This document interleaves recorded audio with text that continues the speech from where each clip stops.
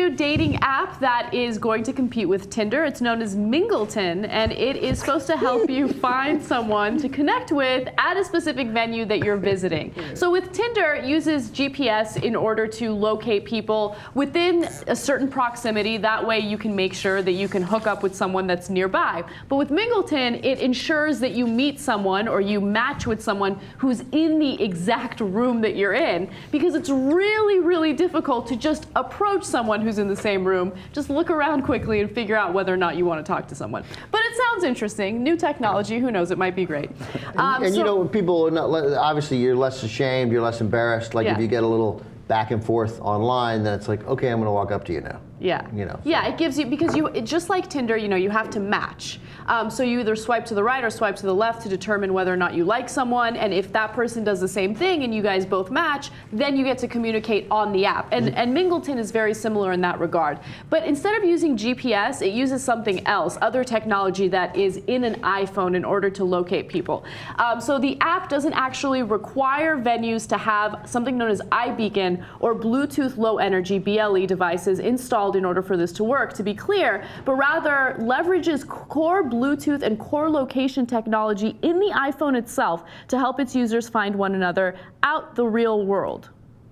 Okay, so I have a couple of issues with this. First of all, this is significantly more awkward than Tinder or Grindr, right? Because you're in the same room. So you're like Anna, she's in this studio right here. There's 5 guys and Anna, right? Mm-hmm. So if we're in the room and she's like, swipe to the left is bad, right? Yes. Okay, yeah, Bart, sorry, swipe to the left. Cenk, swipe to the left. Oh, Jesus, swipe to the right. Okay, I mean, that's awkward on a couple of fronts. It's also the way it would go. So Bart, who's our stage manager, and I would feel like, oh, well, that wasn't cool, we're right here, right? And then everybody knows those two swiped each other. Mm-hmm. That's also kind of awkward. Why is that awkward? And sorry. And maybe everybody doesn't. Oh, that's assuming everybody's on there, and it's also assuming you're at a bar where there's 6 people and 5 of them are guys.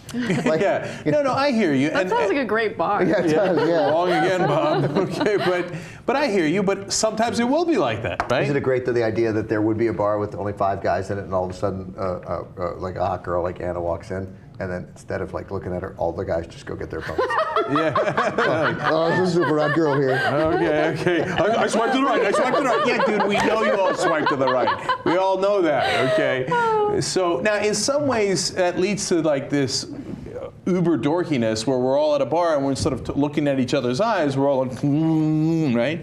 But in other ways, it's easier, so it lubricates the process, if you will, right? Lubricates the process. That's an interesting way of By the putting way, it, but yes, I like it a does. song lyric. Like there's a song and swipe to the left, swipe to the right. Oh, there's something there. There. Yeah. It's so like, yeah, if you guys, like if you swipe the right way and you're in that proverbial bar, yeah, it's going to make it much easier on the guy, most especially. Isn't there some importance to rejection? You know what I mean? Like, there's something important about getting rejected when you're single and you're ready to mingle, right? Like, you build character. You're ready to mingle. Mingleton, I can't believe, that just sounds like the name that they came up with in the trial phase before they picked the actual name. No. And then they forgot, and they launched with Mingleton. It sounds like a name that they would have picked at Dunder Mifflin. Totally, yeah. Okay. Right, yeah. And furthermore, it also sounds like a dorky black guy. Totally. Like, oh, Mingleton from the club. Okay, he's always awkward. Yeah, totally. Okay, and I figured out why I thought that, because it reminds me of Carlton. Yeah, totally. Okay. No, Mingleton is the worst name. Worst name ever. Yeah, it does sound like a dating site for black nerds. Yeah, which actually might be a better app. Might be a pretty good app, yeah. And so to Anna's point, but the one way that it most helps guys, actually, I think, is that getting rejected to your face sucks, right? Yeah, she swiped to the left. Whatever. She was drunk.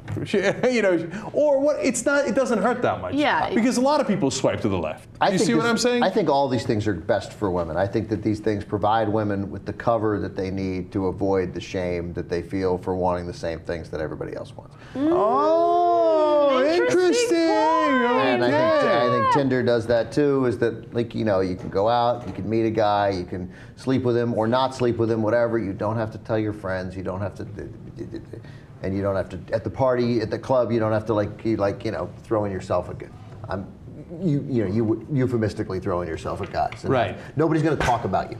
So two interesting things that come out of that. Number one, this Tinder in some ways and Mingleton are better for straight people because it makes it easier on the guy because he doesn't have to feel rejected. It makes it easier on the woman for the reasons Ben just explained.